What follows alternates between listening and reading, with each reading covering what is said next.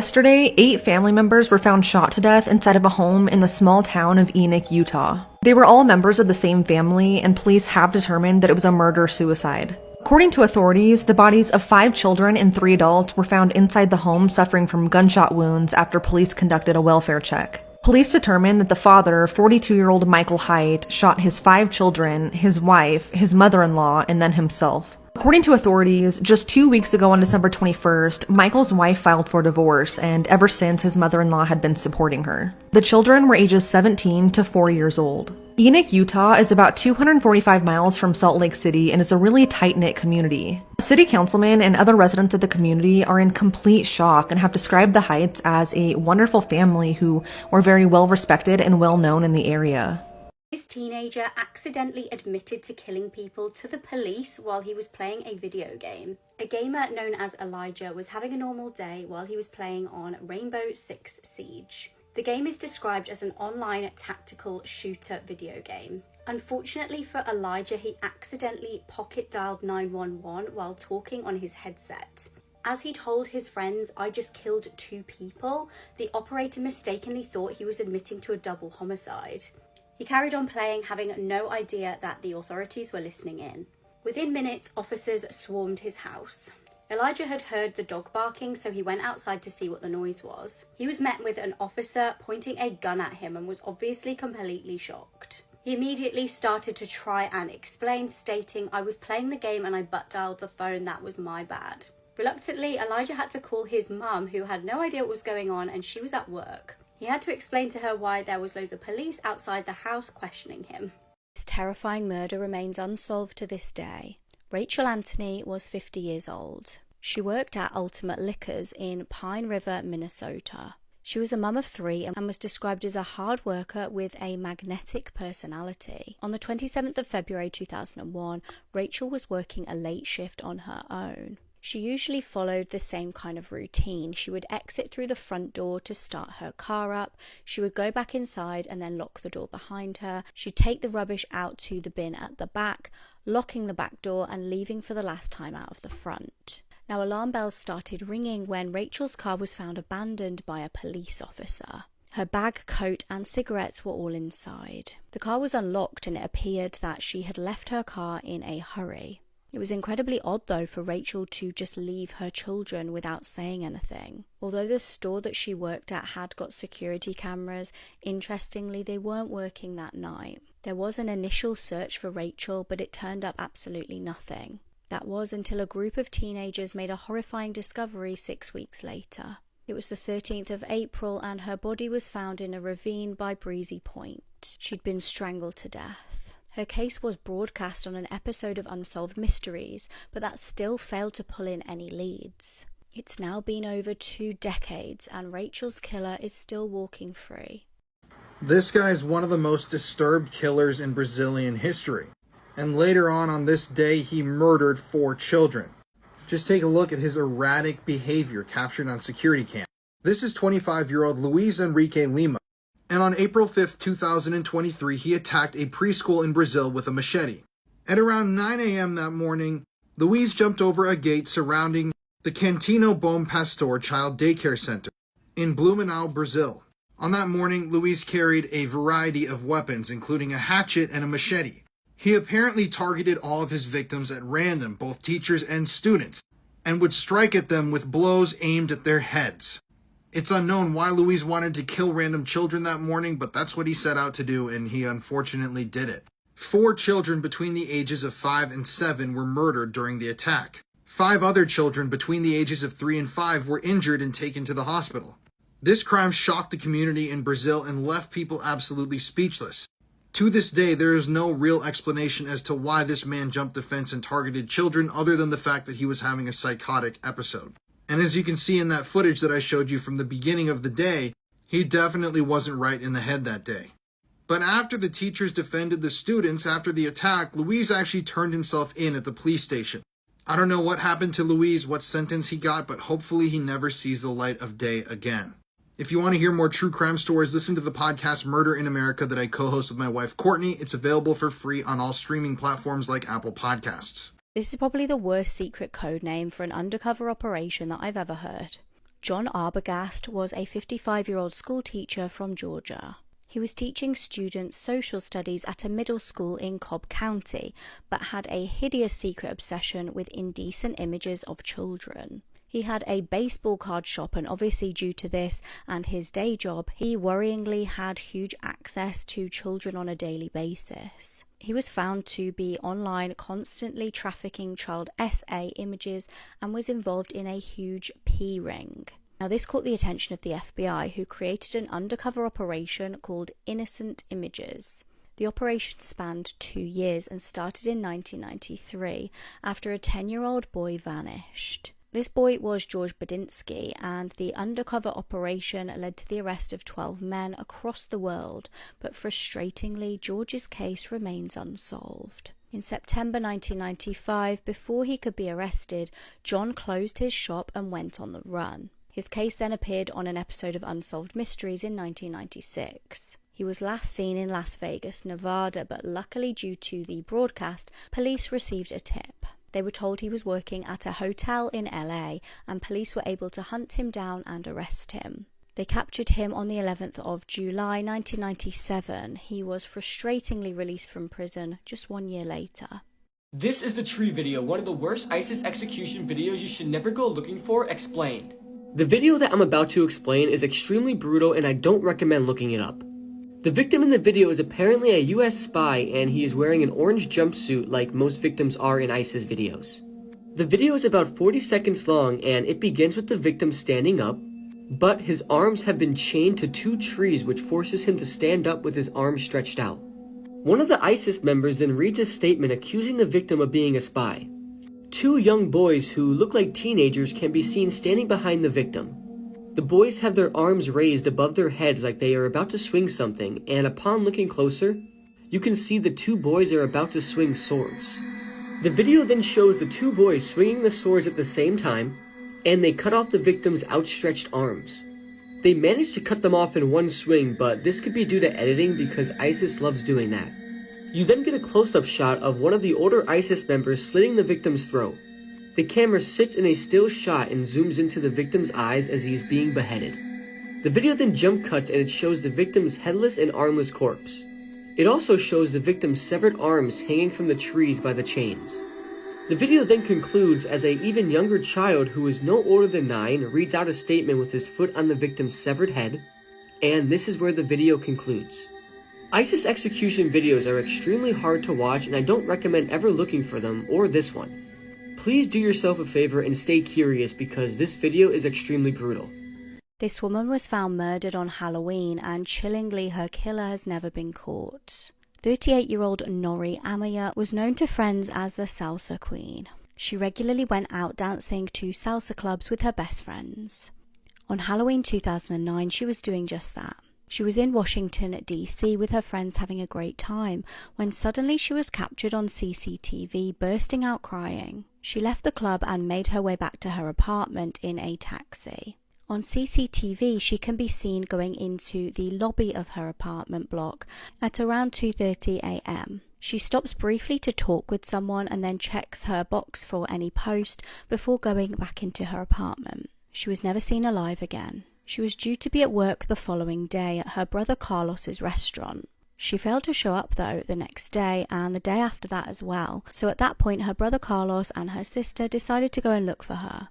When they showed up to her apartment to figure out what was going on, they made a horrifying discovery. Nori was deceased in her bed and she had been strangled to death. Police raced to the scene and found no murder weapon and not really any clues at all. There were no fingerprints and nothing seemed to be out of place. They did find though some male DNA on her body, but frustratingly have been unable to find a match. Investigators scoured the CCTV of the local area that night, but frustratingly, due to it being Halloween, pretty much everyone was wearing a costume or a mask. Chillingly, Nori's killer has never been found and remains a free person. He just died. Again. This is our dying video. Yeah. It was nice knowing you, World. Sort of. Not really. The 2 people you just saw in that video were eventually sentenced to life in prison for a brutal murder. And yes, they recorded that video after they killed this innocent mother. On December 7th, 2017, 51-year-old teacher Telma Boinville was cleaning vacation rentals in Hawaii. She was just looking to pick up some extra money for her family, so she was cleaning people's vacation homes. And on that day, unfortunately, when Telma walked into the house to do her cleaning, she was met by the two defendants, Stephen Brown and his girlfriend Haley Danduran. Now, instead of just leaving the premises, Stephen and Haley decided it would be better to kill the woman who had just walked into the home. As it turns out, these two had actually been burglarizing the vacation home. And so these two then tied 51-year-old Telma up and proceeded to beat and stab her to death with a number of different weapons, including a knife, a machete, and even a meat tenderizer. Telma died from this attack, but at the time of the murder, Telma's 8-year-old daughter, Makana, was sitting in the car outside of the home. That's when the two killers went out to the car, snatched the little girl, tied up the little girl, left her inside of the home near her mother's dead body, and was told that her mother had just been killed and she needs to be quiet. Now, these two tried to steal the vehicle and tried to get out of there, but the long arm of the law eventually caught up with them, and they were both sentenced to life in prison. It also didn't help their case when videos came out that the couple had recorded, including that one at the beginning that is extremely ominous and, yes, disturbing. This is just such a horrible case that did not need to happen, and hopefully these two demons are in prison for the rest of their lives. They're never paroled, and they rot in there until the day they go. And if you want to hear more true crime stories, listen to the podcast Murder in America that I co-host with my wife Courtney. You can listen on all streaming platforms like Apple Podcasts. This is Yo Quiero Agua, one of the creepiest execution videos in the world, explained. The video that I'm about to explain is about 30 seconds long, and it's the creepiest and one of the most disturbing videos out there. And whatever you do, don't go searching for it. The video begins with a suspected cartel member with his face completely flayed and skinned, and he is still alive. Now, you don't see this happening, but you do see the aftermath. All of the skin on his face has been completely removed. Nothing that resembles facial features are there anymore. No skin, no lips, no eyelids, absolutely nothing. This video almost doesn't look real, but it has been confirmed to be 100% real. It almost looks like and feels like an 80s slasher film. Throughout the video, it's just his captors mocking him and having a good time enjoying the pain they inflicted on him. They ask him questions throughout the video like, "Do you want water?" which the victim replies, "Yo quiero agua," which means "I want water." The captors continue to just mock and mess with the victim throughout the whole video. It also looks like they skinned some of his chest off too, which I can't even imagine the pain. Now, the video is gory and hard to watch, but that's not really what makes this video disturbing. The video is just honestly extremely creepy. For example, how the guy looks after his face was skinned. The best way I could describe it is that his face was stuck in a constant grin, but he has no face. It's almost like they cut off his face in a way to make him smile permanently. I don't know, it's hard to explain, but it's an extremely messed up visual. Also, the way the victim sounds while he's talking to his captors is also extremely disturbing. His voice is just so raspy and it almost sounds demonic and not human at all. Now, we all know the video Funky Town, and people who saw Funky Town compare this video to it all the time. Now, it's not Funky Town disturbing, but it is extremely disturbing. All in all, it isn't a pleasant video to look at or watch, and I urge you to never ever go searching for it. Am I the only one that finds it disturbing that headlines exist like this and nobody seems to do anything about it? Take a second and read that. 80% of dark web visits relate to what it says. Now, this study is from 2014, and it's cited in a number of major news outlets. Now, I find it crazy that we don't ever hear this issue being raised by politicians, by lawmakers, by anybody with platforms. I mean, these people are more content with us arguing over stupid social issues than actually tackling problems like this head on. Every single day, people across the world, millions of people are accessing this horrific, disgusting, disturbing content. I encourage you to go do some research for yourself. It might be easy to write this off or say that the numbers are incorrect, but this is just based on one study. And every time a pedophile ring or group like this is busted, another one swells even bigger and takes its place.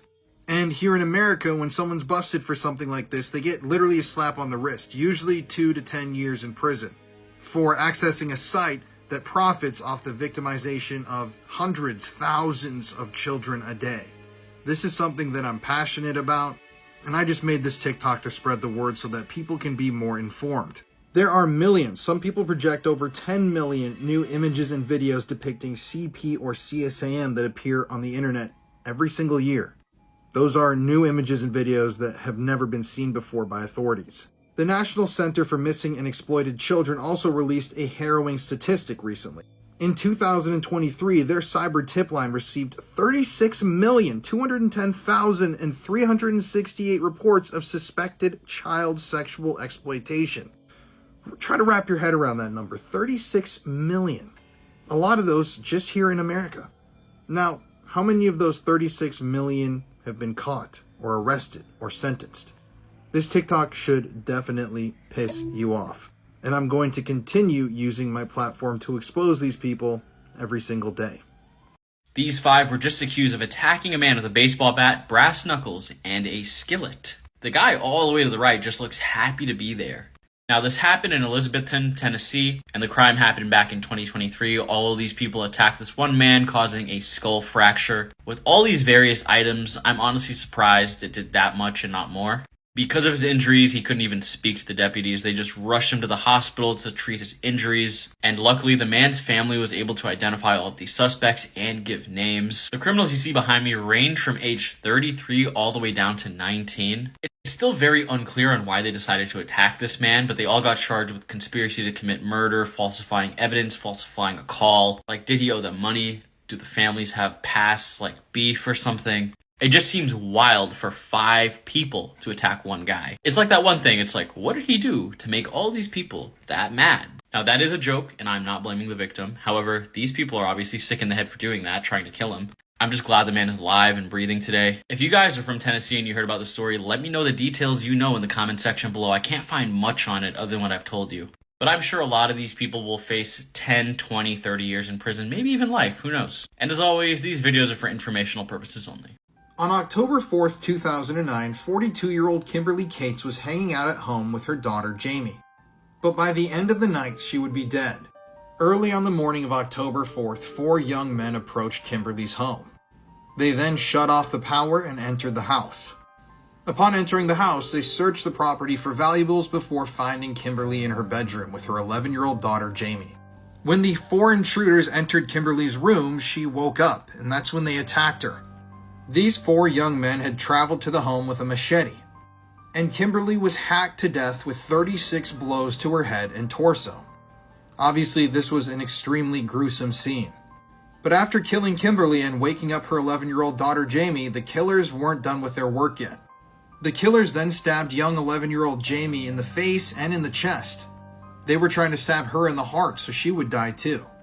The killers then threw Jamie against a wall and exited the property after searching for valuables. At the end of the massacre, 42-year-old Kimberly Cates was dead, having been hacked to death with a machete in her own bed. Eventually, it was discovered that the 2 young men who planned out this massacre and recruited the other 2 boys for this violent spree were 17-year-old Stephen Spader and 19-year-old Christopher Gribble. Stephen Spader was a 17-year-old high school dropout who had formed a club centered around violence. This club was something that he called the Disciples of Destruction. Spader designed a logo for this club. He centered everything that it had to deal with around violence, and he began recruiting other members. That's when he found 19-year-old Christopher Gribble.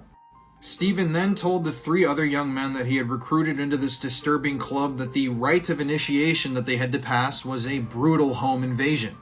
So on that evening, they set out into the world looking for a random house to enter, and that's when they discovered Kimberly Cates' house just somewhere along their route. Now, even though Kimberly died during the assault, her daughter Jamie survived miraculously. She ended up making a full recovery and is seemingly living a pretty normal life nowadays. Her father, Kimberly's husband, was traveling at the time of the attacks, and he wasn't there on that fateful day. Obviously, these 2 got life in prison, and their accomplices got a minimum of 30 years in prison. It's just disturbing to consider the fact that these guys set out that evening just looking for a random house to break into, searching for potential victims. These twin girls are believed to have been killed by their father in 2011, but according to an anonymous letter, it's possible they could still be out there alive somewhere. Alessia and Livia Shep were 6 years old when they disappeared on January 30th, 2011. 6 months prior, their mom and dad, Matthias and Irina, separated, so the 2 worked out a parenting plan that would allow both parents to spend time with them. On Friday, January 28th, Matthias picked the girls up from their mom's home in St. Sulpice, Switzerland, with the understanding that they would be returned that Sunday. The next day, Matthias sent a text to the girls' mom that said, quote, "We are all right, we'll return on Monday," end quote. But when the girls didn't return home on the agreed-upon Sunday, their mom reported them missing. It was uncovered that Alessia and Livia were seen with their dad in St. Sulpice on January 30th, but by midnight, they had all crossed the border into France. Matthias spent the next day withdrawing nearly 8,000 euros from several different ATMs in the town of Marseille. He also sent a postcard to his ex-wife before he and the girls took an overnight ferry to the island of Corsica, where the family had previously vacationed. It was determined that Alessia and Livia boarded the ferry with their dad, but authorities are unsure if they were actually with him when he arrived in Corsica. On the night of February 1st, Matthias took another ferry to Toulon, where he arrived, seemingly alone, the next morning at 7. He was spotted at a toll on the night of February 2nd, completely alone on CCTV. And just one day later, Matthias died by suicide after throwing himself under a train in southeastern Italy. Before he died, Matthias sent a total of 8 cryptic letters and nearly 6,000 euros to his ex-wife. One letter that he sent the day he died indicated that he had killed the girls after writing, quote, "The children rest in peace. They have not suffered," end quote. Massive search for Alessia and Livia took place, but to this day they have never been found. Authorities believe they were likely killed by their dad after a search of his computer uncovered that just days before they disappeared, he was researching firearms, poison, how to kill himself, and the times of each ferry. Their case would soon go cold, but then in 2014, an Italian journalist with a TV show that focuses on missing persons received an anonymous letter. Whoever wrote the letter claimed that they were paid to print forged documents that allowed Alessia and Livia to be smuggled into Canada. They claimed that one of the girls was living in Ottawa and the other was living in Lachute under different names. I haven't seen an update on this, but it was being investigated at the time. There are a few theories as to what could have happened to the girls. Theory number 1, believed by authorities, is that they were killed somewhere in Corsica and never left. The only other theory so far, also believed by authorities, is that Matthias killed them on the ferry to Corsica and threw their bodies overboard. As of today, the case is unsolved, and it's now been 12 years since Alessia and Livia were last seen.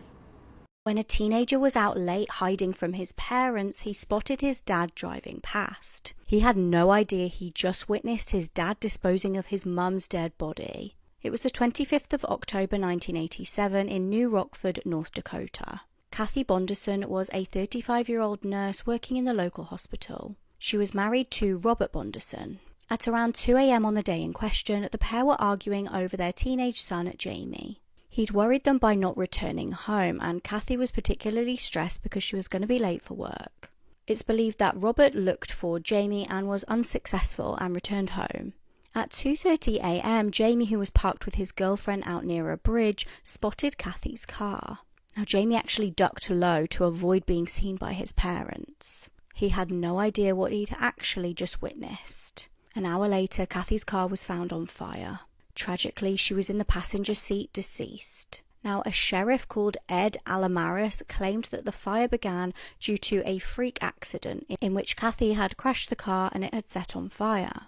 He said that her body must have been flung over to the passenger side. However, clues at the car indicated this was no accident. Her car keys were found undamaged on the floor of the car, which was strange as the whole of the interior had melted. There were also no sort of tire marks indicating that there had been any kind of crash. There was also no structural damage to the vehicle indicating that there had been any impact. There was also suspiciously a can of petrol found nearby. The autopsy also indicated that Kathy had been killed prior to the fire, as she had no carbon monoxide in her lungs. Injuries to her neck suggested she'd been murdered. Despite all of this, the stubborn sheriff decided not to change the ruling of the death from an accident to a homicide. Years later, in November 2005, the case was finally reopened. By this point, the sheriff had passed away. Investigators started looking into Kathy's husband, Robert. By this point, Robert had moved to Wyoming. Police re-interviewed him and he tellingly went missing as soon as they did so. It wasn't until April 2006 that police discovered his dead body in a remote cabin in the woods. He had taken his own life. Investigators determined that Robert was the real killer of Kathy. He had the opportunity to kill her and he also had a motive. It was revealed that he'd been seeing multiple different women while he was with Kathy. He'd also taken out a huge life insurance policy prior to her death. Jamie, Robert's son, also confirmed that it was Robert that was driving Kathy's car on the night of the murder. Jamie's girlfriend, who was with him at the time, also confirmed this. This is the Timothy Pitson case, the boy who has been missing for more than 12 years. On May 11th, 2011, 6-year-old Timothy Pitson was dropped off at school in Illinois by his father, James Pitson. He was picked up shortly after by his mother, Amy Fry Pitson, who took him on a 3-day trip to various amusement parks and water parks. But Amy Pitson's body was found in a motel room in the city of Rockford, Illinois, having died by suicide, with a note stating that Timothy was safe, but he would never be found. Between 12 p.m. and 1:30 p.m. on May 13th, 2011, Amy Pitson telephoned several family members, including her mother and brother-in-law, telling them that she and Timothy were safe and not in any danger. Amy Pitson failed to contact her husband, however, who had been attempting to locate the pair, after being notified by his son's school that he was not present when he arrived to pick him up at the end of the school day. Timothy was heard in the background during the calls saying that he was hungry.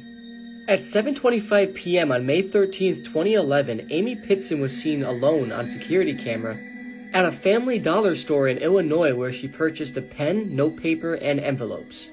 At 8:00 p.m., she was sighted at Sullivan's Food Store in Winnepago, again unoccupied.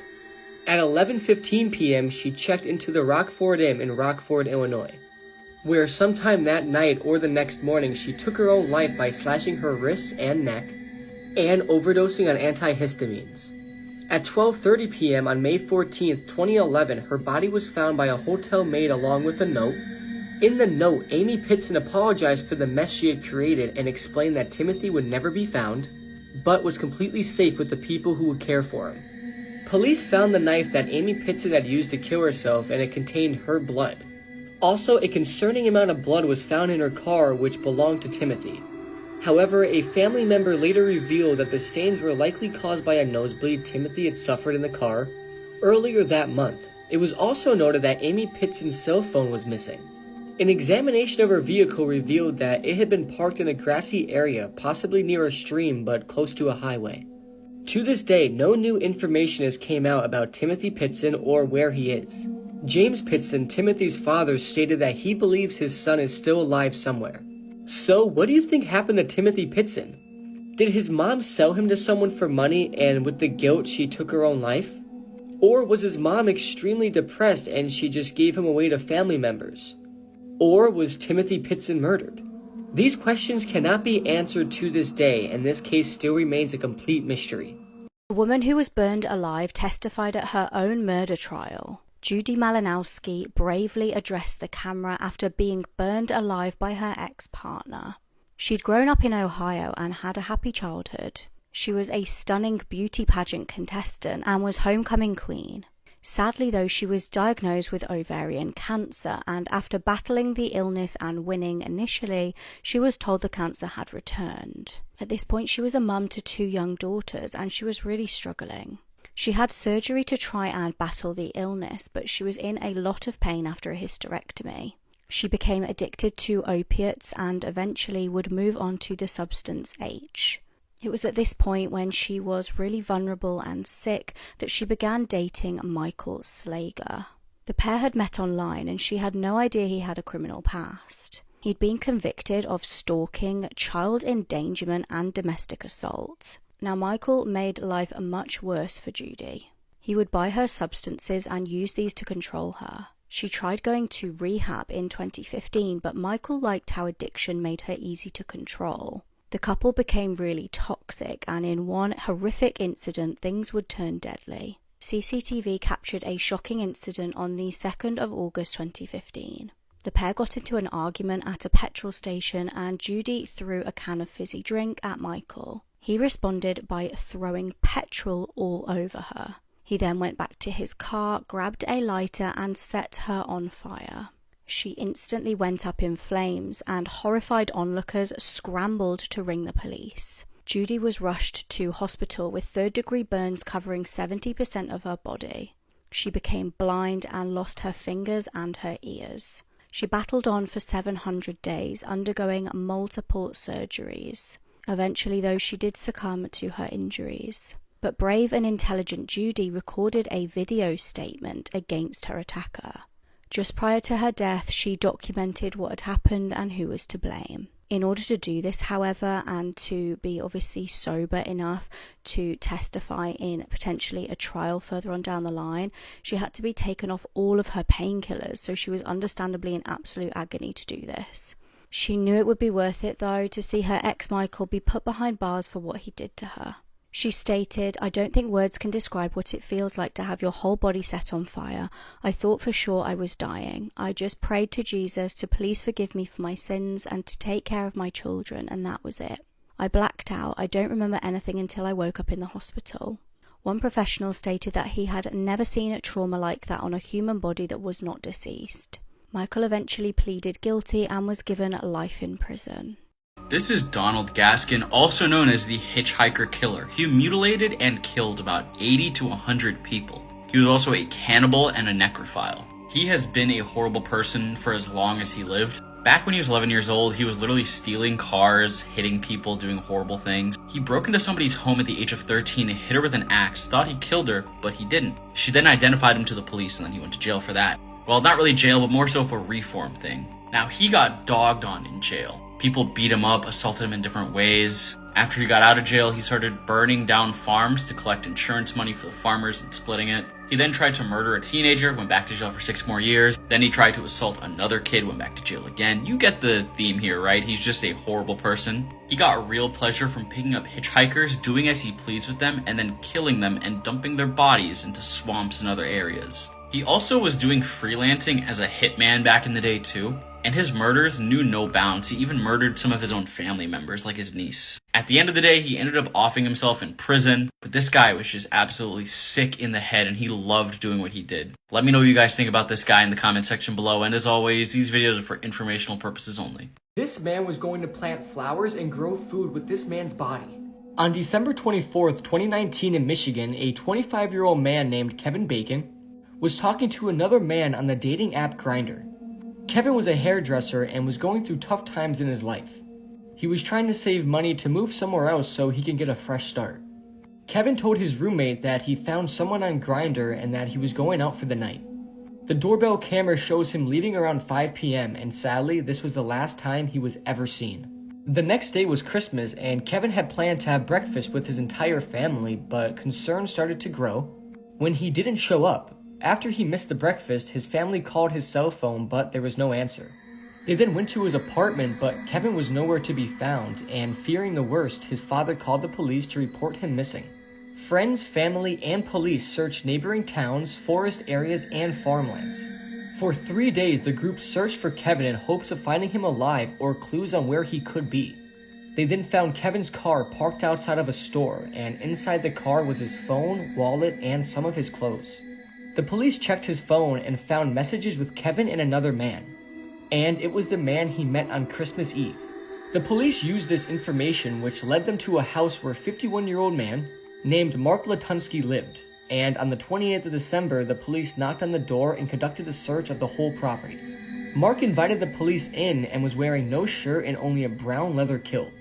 The police then went around the house and made their way into the basement where they found a secret room. And inside this room, they made a truly horrifying discovery. Mark had strung up Kevin by his ankles with rope, and chunks of flesh were missing from his body. Kevin had a stab wound on the back of his neck, and his throat had been slashed. And also, Kevin's testicles were missing, and Mark used a knife to remove them, and then deep-fried them and ate them. After finding Kevin in this awful state, Mark was arrested, and then he told the police his version of what happened. He told them the two of them met on December 24th after talking on Grindr. They agreed to meet in a parking lot, the same place Kevin's car was found. He then said that they agreed to act out a fantasy Kevin wanted to try. Kevin stripped naked and put on a blindfold, ankle restraints, and wrist restraints. They then went back to Mark's house where they had consensual sex, and after, Mark claimed that Kevin told him he wanted to end his own life. Mark then claimed that they agreed he would assist in killing Kevin, under the condition that Kevin's body would be used for a purpose. Mark said he used the knife to stab Kevin in the back of the neck and then took him to the secret room and strung him up with rope. He then opened up a trap door underneath where Kevin was hanging from and slit his throat. The blood drained from his body and dripped onto the dirt outside from the open trap door. This was done so Kevin's body can fertilize the plants outside the house. As part of the agreement, Mark said he would use Kevin's bone marrow to plant tulips, his intestines to grow chestnuts, and would use his muscles to make human beef jerky. Mark also admitted to cutting off Kevin's genitals and eating them. Mark is a father of 4 and a highly intelligent man, and he even earned a master's degree in chemistry. But he had many mental health issues like depression, anxiety, and even paranoid schizophrenia. He had medication that could help him with these issues, but his ex-wife said he refused to take them. Mark's story did have some inconsistencies though. While the two were texting on Grindr, Kevin had asked for a reassurance that he would be safe during the meeting multiple times. There were no signs that Kevin wanted to be hurt or killed by Mark. Mark even had other victims too who escaped, but they didn't suffer the extent Kevin did. Mark's husband of 3 years, Jamie Arnold, told the media he had no idea of Mark's mental health issues until July 2019. He said he suspected something was wrong with him, but didn't think he was capable of committing such a disturbing act. Jamie left the house in September and didn't live there during the time this happened. Mark was sentenced to life in prison without the possibility of parole for committing this awful act. This is just honestly disturbing, and it goes to show that you have to be careful with who you talk to online. May Kevin rest in peace. He did not deserve this at all. This is the terrifying unsolved murder case involving 2 beauty queens. One made a narrow escape and one ended up bludgeoned to death. Nona Dirksmeyer was a beauty pageant contestant and a student at Arkansas Tech University. She lived in Inglewood Apartments back in 2005. She was in a relationship with Kevin Jones, and the pair had known each other since they were children. Just days before her 20th birthday, tragedy struck. It was the 15th of December 2005, and Kevin told police he became concerned after he couldn't get hold of her.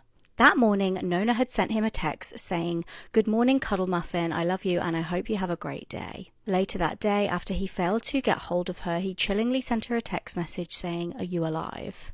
He told police that he went with his mum and his friend Ryan to go to her apartment to see what the matter was. They reportedly spotted her dead body through the glass sliding doors. The door was left unlocked and they raced inside. In a harrowing 911 call, Janice, Kevin's mum, stated, "My son's girlfriend, I think she's dead. There's been a terrible accident."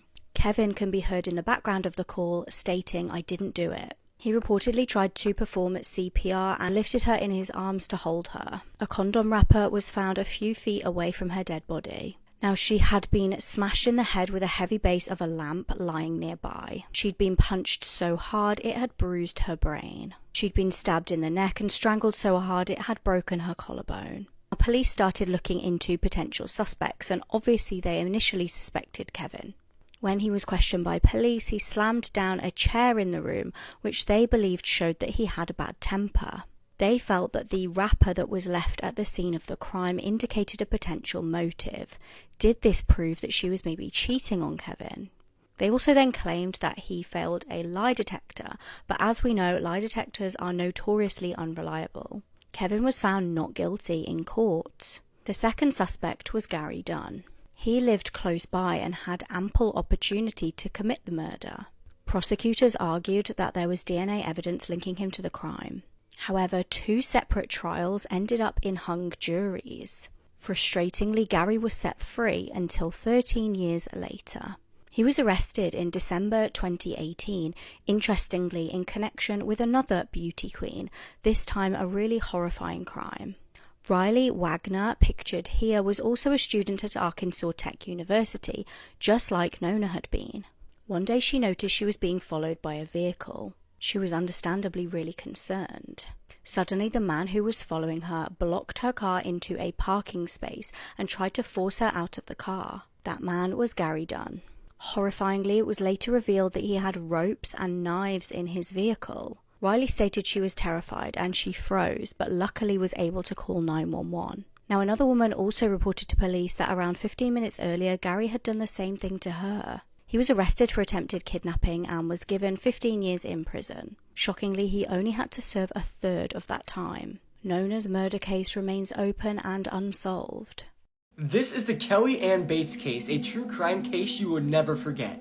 Kelly Ann Bates was an English teenager who was murdered in Manchester, England at the age of 17 by her abuser James Patterson Smith. She was tortured by him over a period of 4 weeks, including having her eyes gouged from their sockets, up to 3 weeks before her death, before being drowned in a bathtub. In 1993, Smith began grooming Kelly Bates when she was 14 years old, having met her while she was babysitting for friends. Approximately 2 years later, when she had left school, Bates moved in with Smith at his home in Funeral Road, Gorton. She was concealing the age difference between them from her parents, Tommy and Margaret Bates. Kelly Bates' mother knew something was wrong with Smith the first time she met him, and she said, "As soon as I saw Smith, the hairs on the back of my neck went up. I tried everything I could to get Kelly away from him." Although Kelly Bates had left Smith briefly because of arguments with him, she was once more living with him at the end of November 1995. Her parents also noticed bruises on her, which she explained away as being results of accidents. Kelly Bates became increasingly withdrawn, and at the end of December 1995, she resigned from her part-time job. In March 1996, Kelly Bates' parents received cards in the mail, who they thought were from Kelly for their anniversary and birthday, but only Smith had written them. And when her brother tried to see her at Smith's house, Smith said she was not home. And when a concerned neighbor asked about her, she was briefly shown at an upstairs window. But on April 16, 1996, Smith reported to authorities that he had accidentally killed his girlfriend during an argument in the bathtub, claiming that she had inhaled water and died following his attempts of resurrecting her. He also claimed that she often pretended to be unconscious.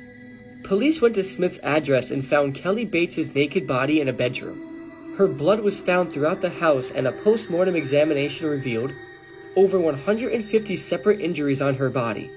During the last month of her life, she had been kept bound and sometimes tied to a radiator or furniture by her hair, and other times by her neck using some sort of object. William Lawler, the home office pathologist who examined her body, said, "In my career, I have examined almost 600 victims of homicide, but I never came across injuries so extensive." These are the following injuries found on Kelly Bates' body: scalding to her buttocks and left leg, burns on her thigh caused by the application of a hot iron, a fractured arm, multiple stab wounds caused by knives, forks, and scissors, stab wounds inside of her mouth, crush injuries to both hands, mutilation of her ears, nose, eyebrows, mouth, lips, and genitalia, wounds caused by a spade and pruning shears, both eyes gouged out, later stab wounds to the empty eye sockets, and partial scalping. The pathologist determined that her eyes had been removed no less than 5 days and no more than 3 weeks before her death. She had been starved, having almost lost 20 kilograms in weight and not received any water for several days before her death. The injuries were not the result of one sudden eruption of violence.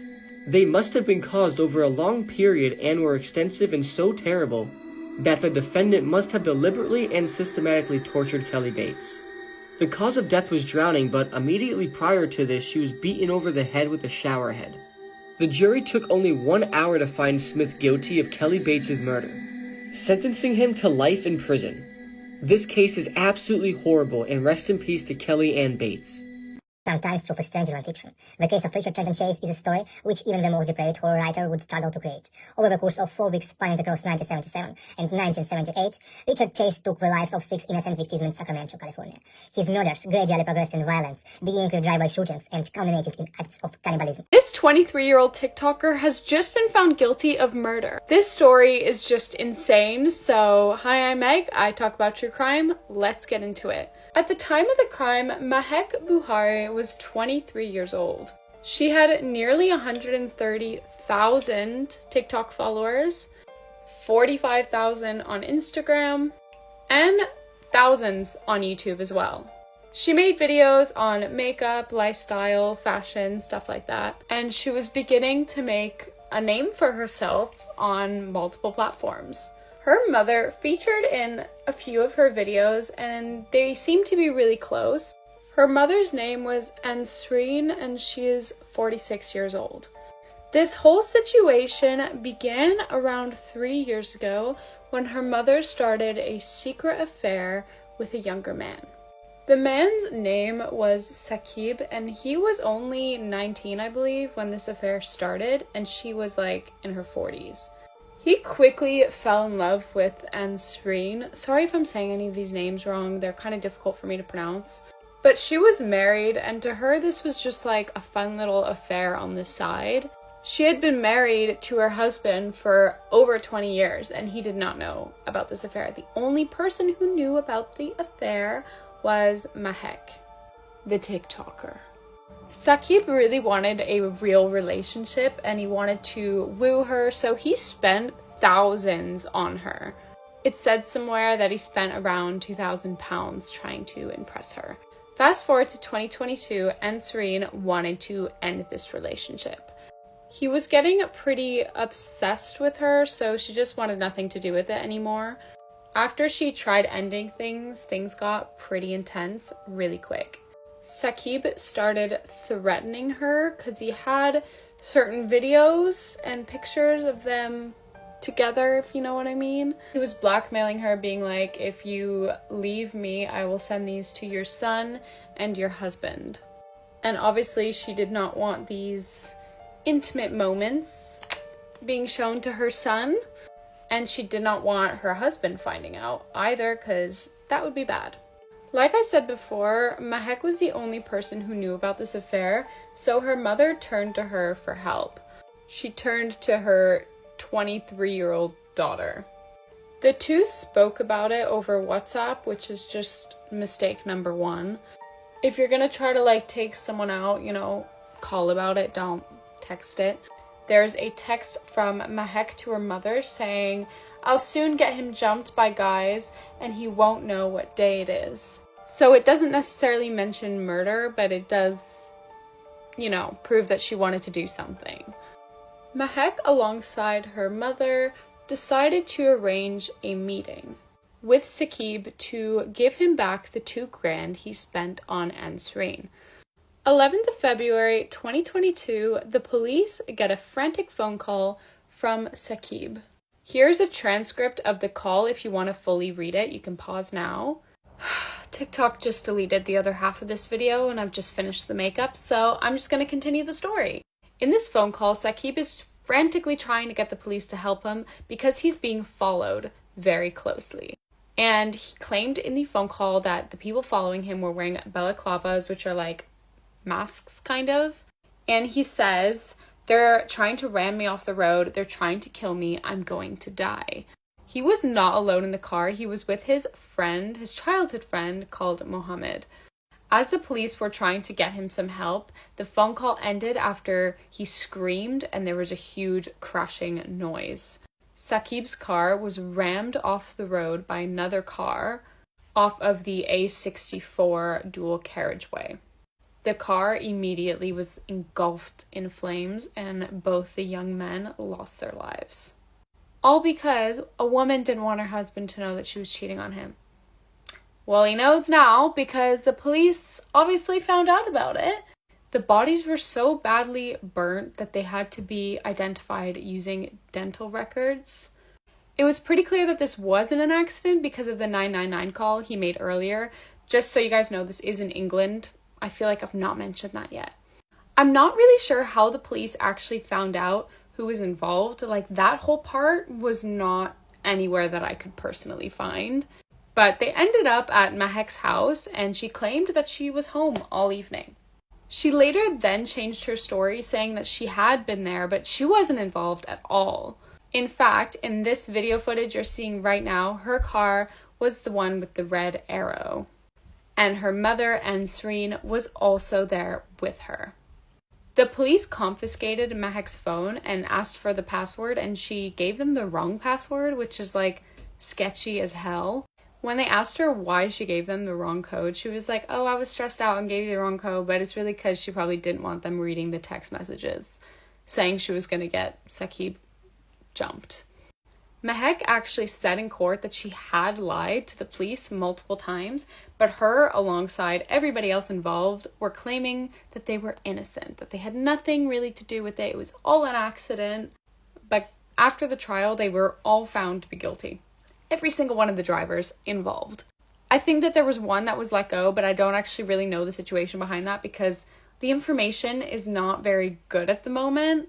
because it's all very new, so it's kind of hard to find what I need. I don't think that the sentencing has been done yet because I can't actually find a number of years that her and her mother and everyone involved will be in prison for, but they're definitely going to prison. I think I read somewhere that the sentencing will be done in September, but I'm not 100% sure on that information. Like I said, it's very scarce. And that's the entire case from what I could find. It's insane to me that those two young men lost their lives because of this. Like, it's so ridiculous. It's creepy because her TikTok account is still, like, up. And it's weird to look at, like, her videos. She probably had no idea that her last video was going to be her last video. I would love to hear what you guys have to say about this case / what case you want me to do next. I'm so mad that TikTok deleted that half of the video because the actual process was really cool into doing this makeup. But I hope that you guys still enjoyed the video regardless. I'm a little angry about it. When you're watching this video, I will be on a plane. I'm going to Canada for 3 weeks to visit some family. I have pre-recorded some videos, so you will still have your true crime, don't worry. If I have a free day, I will definitely film another true crime video while I'm in Canada, but that really depends on like what I'm doing every day. It would be kind of cool to do it in like a different setup. I don't know. I'm literally filming the pre-recorded videos after this one, so I'm literally gonna have to take off my makeup, film the other video, take off my makeup, film the other video, and my skin is not going to be happy. That's everything for today's video. I hope you enjoyed it, and I'll see you guys in the next one. Bye!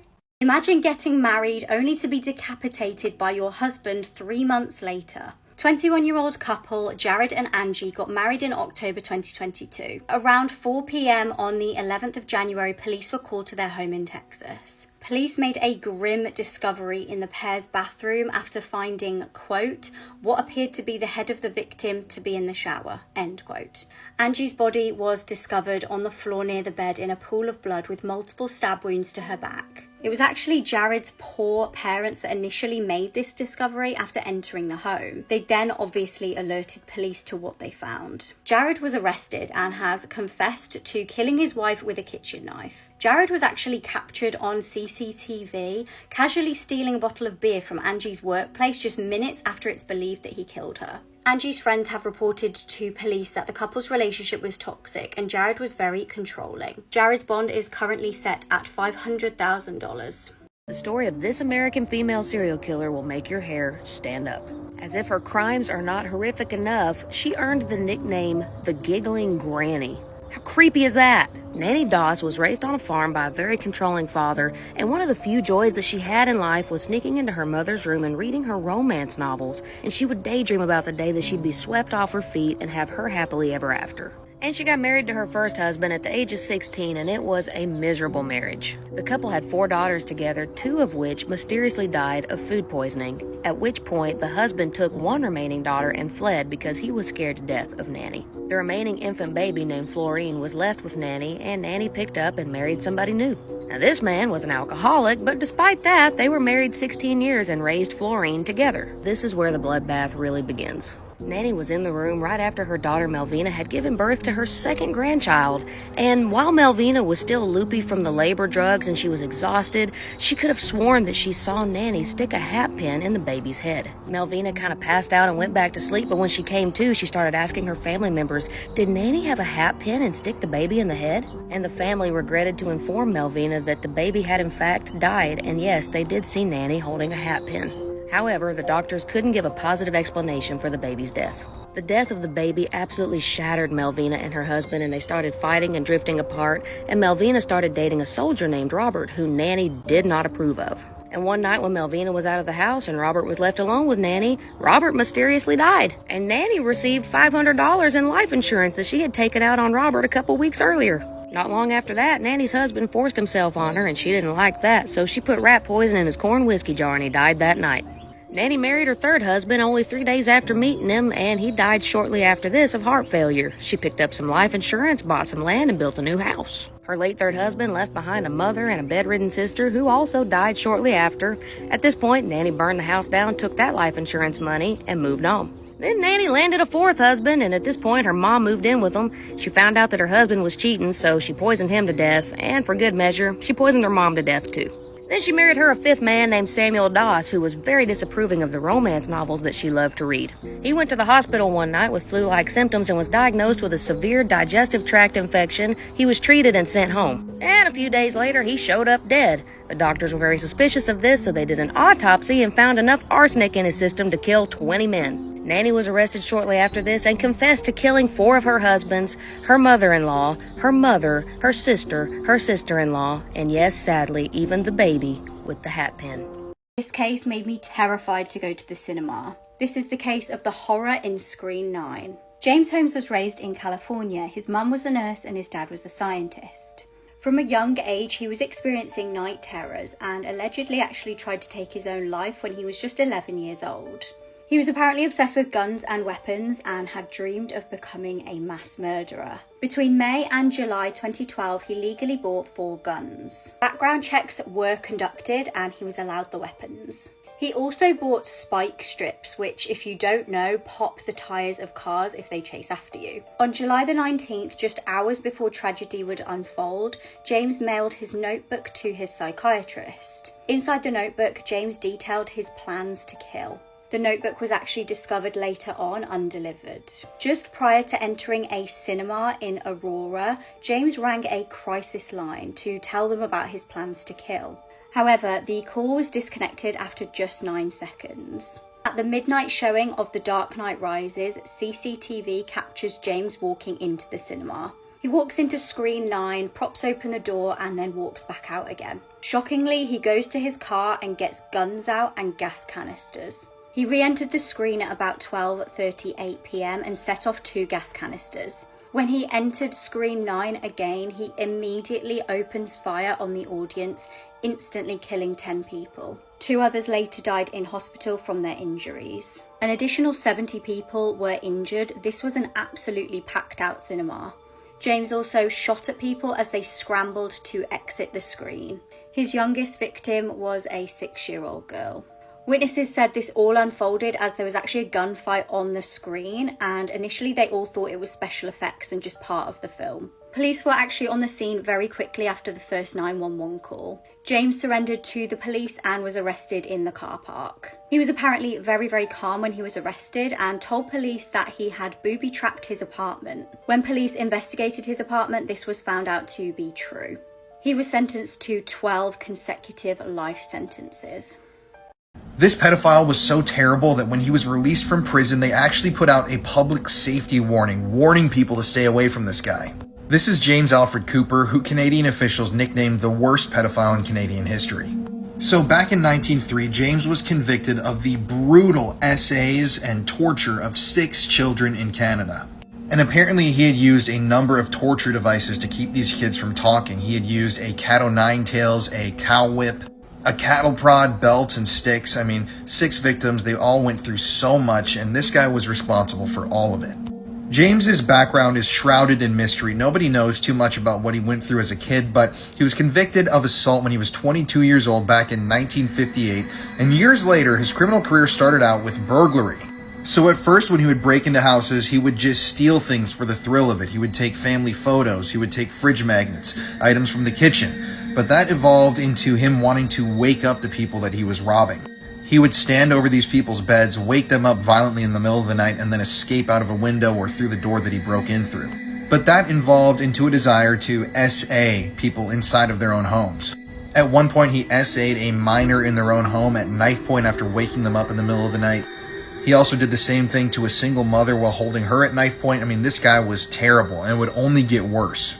At one point, though, he married a woman named Patricia, who already had 3 kids. He would eventually have another child with her, and this is when the abuse of children began. And this is when the abuse really started. He would use these horrific tools to actually torture and abuse the children that were living under his own roof. And he did these mind games with the kids. He even made them eat things like their own excrement out of their pants while everybody in the house watched. I mean, this guy was sick and twisted. I mean, there's so much to the story that is so graphic and disturbing that I cannot talk about it here on TikTok. If you want to look it up, there's a great article online that explains this whole case, and it's just really hard to get through. But he would even do things like buy tubs of ice cream, rub it on his body, and make his children lick it off of him. He even at one point invited a neighborhood girl over with one of his own children, and he essayed both of them.